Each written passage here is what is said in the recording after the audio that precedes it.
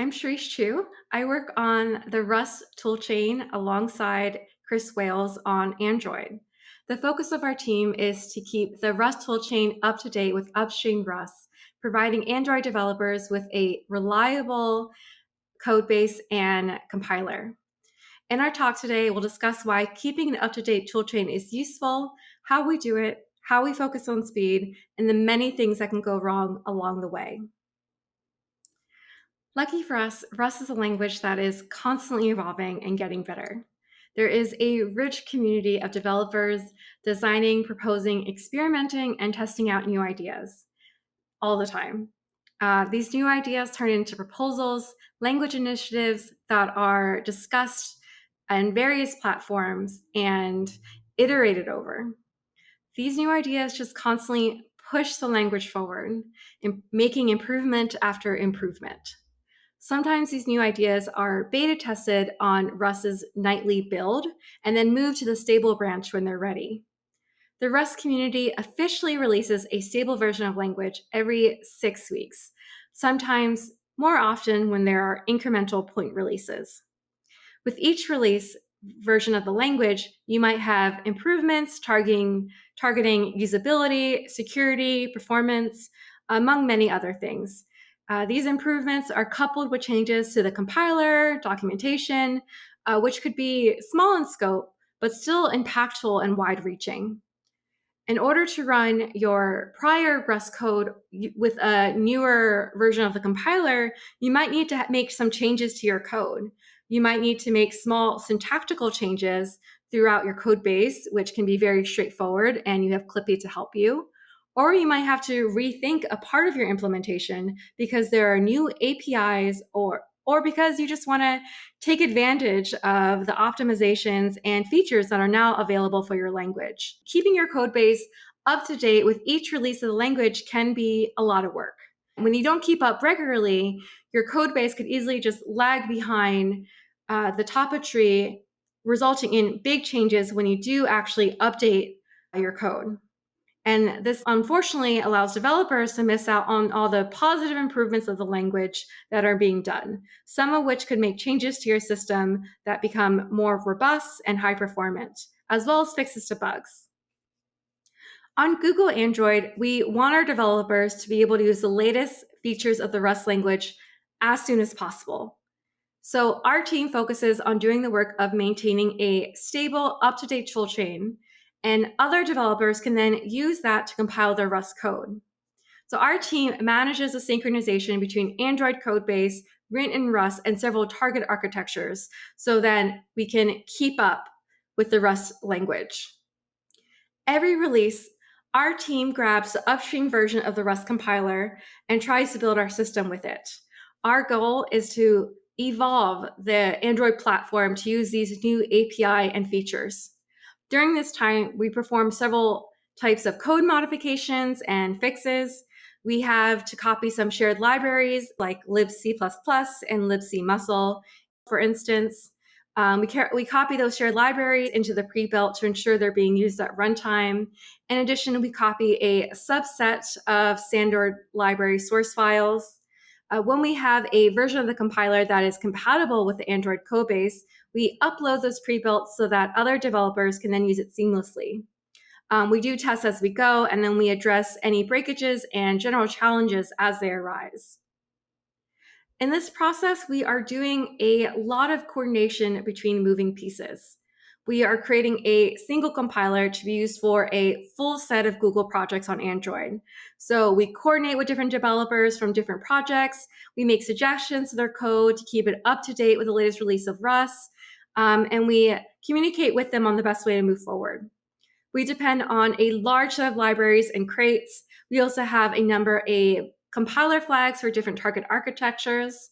As you can imagine, synchronization between these different libraries and compiler flags for the different target architectures can be difficult to manage. At the end of this talk, we're going to dive deeper into these issues and errors that can come up and the many things that can go wrong along the way.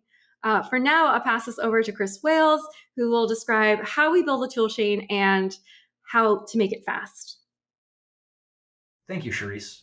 In the next two sections, I'm going to talk about the mechanisms that we use to configure a Rust toolchain build and some of the optimizations that we've implemented using those mechanisms. Building Android platform code is complicated. We need to ensure that specific libraries are used and flags are set. As such, we have opinions about how the Rust toolchain should be built. And so we did what programmers do best. We added another layer of abstraction by adding a third build system to the Bootstrap process.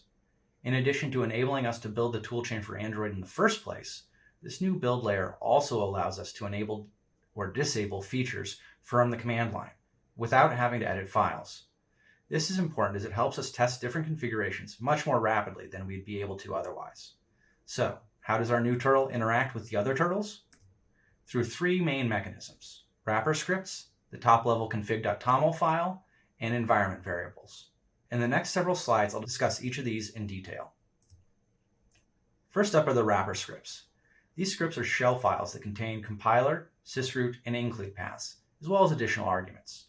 Why do we need these wrapper scripts? Firstly, the Rust Bootstrap system will pass the wrappers to each of the various stages of the compilation process, including LLVM and crate build scripts. By reusing the wrapper scripts, we ensure that the proper arguments are being used at all times. Secondly, by using the wrapper scripts, we generate a record of the compiler configuration that is persisted after the Bootstrap process is complete. This aids in debugging and validating the build.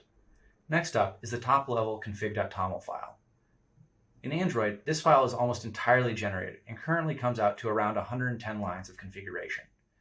There are many options that can be set in the config.toml file, including LLVM-specific flags and paths to wrapper scripts and executables. We also make use of several undocumented features, such as options for specifying PGO profile locations. It is important to note that some of the options have unexpected or tricky interactions. Looking at the code snippet, you can see that we wish to use libc++. However, to avoid linker errors, we also have to specify that we don't want to statically link in libstdc++, a library we didn't want to link in the first place. Luckily, behavior like this is rare, and most of the configuration options are straightforward in their use. Lastly, there are environment variables. Sometimes the configuration we wish to specify can't be put into the wrapper script or config.toml file directly. For example, some LTO-related flags break CMake's compiler detection. And because Rust doesn't pass the linker wrapper to LLVM's build system, some target-specific linker flags must also be passed in the environment. We also need to set variables like LD library path to ensure that intermediate binaries are able to locate shared libraries while we're bootstrapping the compiler. And sometimes we find we need to pass additional flags to the Rust compiler via Rust flags. So, what do we do with all of this unlimited configuration power?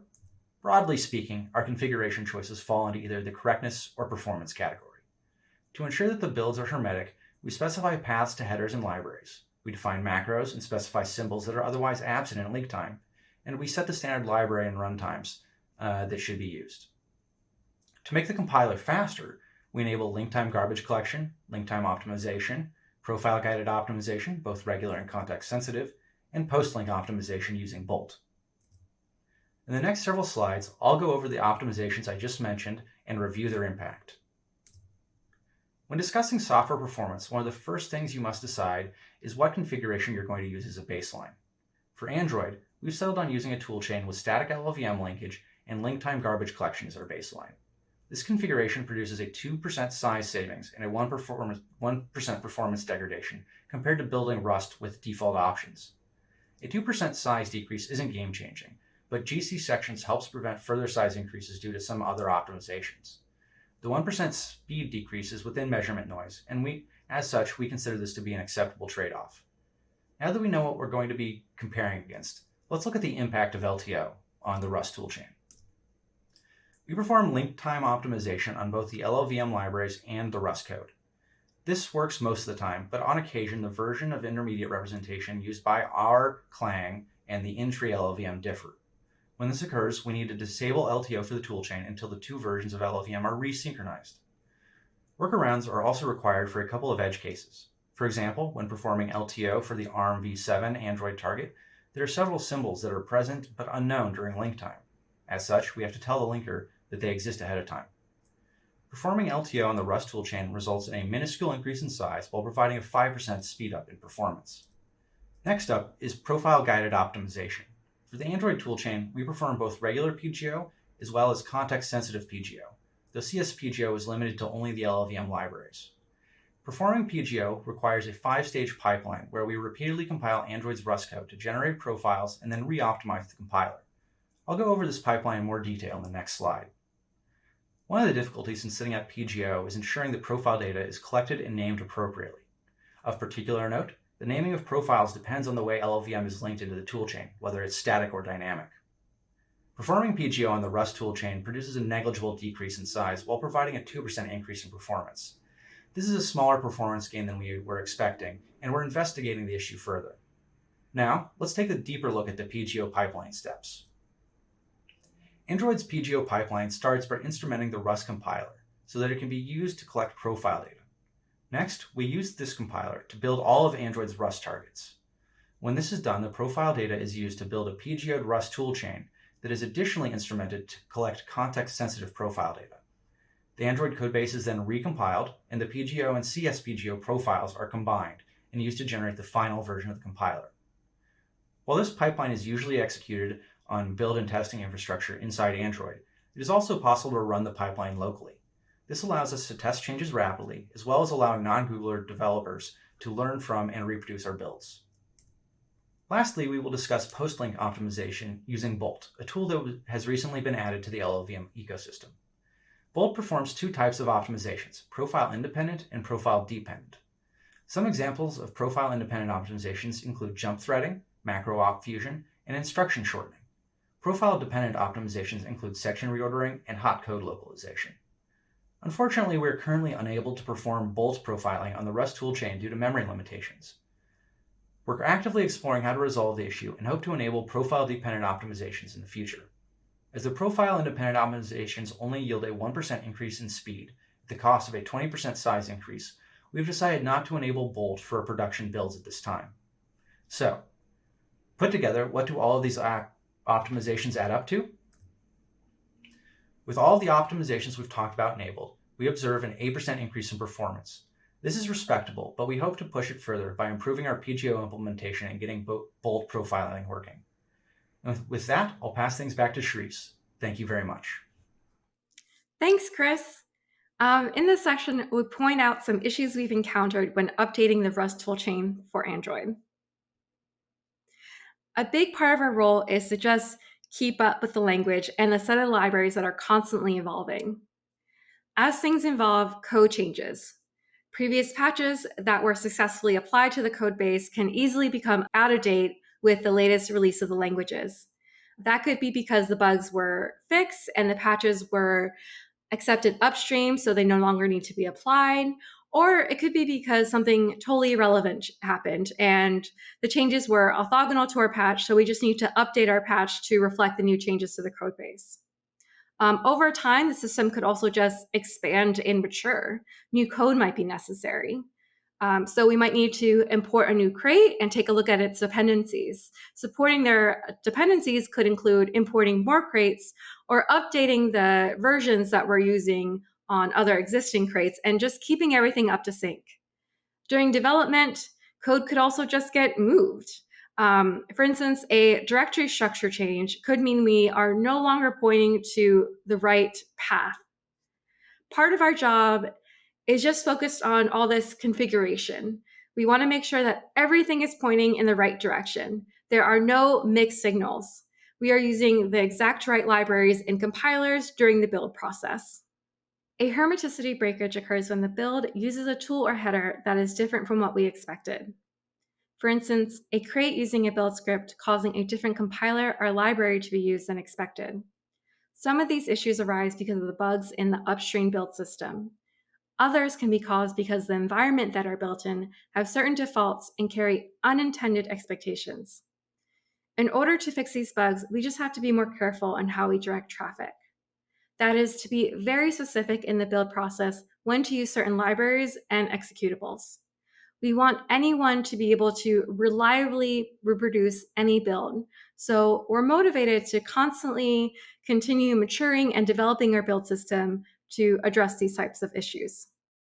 Another thing I want to highlight in this presentation is that we're not entirely alone when debugging Rust code. The slide has two examples. The first one in the blue box is a message from Clippy we get when trying to compile Android code with the latest release of the Rust compiler. Clippy provided some straightforward comments. It says we can't apply this unary operator to a private field. After some digging, we can see that this error makes sense. This used to be a variable, but now it's a function. So it makes sense why the unary operator, which was feasible to be applied before, can no longer be applied. And we can fix this just by finding the right access method. The second example we show at the bottom of the slide shows a flag being deprecated and how we adjust to accommodate that. This is to show that while some breaks can feel confusing, there is also help. Generally, when things break, it can be very useful to reach out to the open source Rust community. When we find issues, we look for open GitHub tickets. And if there isn't already an open issue, we open tickets and we create a local patch. Chris is working to upstream as many of our local patches as possible. These will help improve the Rust bootstrap process, as well as modernize and improve Android support in Rust. I've had the fortunate experience where I've got to work on stabilizing language feature. That work included some changes to the compiler, as well as documentation and interacting with the community. As a result, I got to be a very minor contributor to a prior Rust release, which is exciting for me because I love working on programming languages. Our team is looking for more ways to contribute to the Rust language. We're both very excited about Rust and its future. We hope to ultimately get to spend more time contributing to open source, so we will see you all out there. Thank you so much for attending our talk today. I hope you had fun learning about keeping an up-to-date toolchain from our experience at Android. We really appreciate getting to be part of Open Source Day at Google and hope you enjoyed listening. This was keeping your Rust toolchain and dependencies up to date and running fast.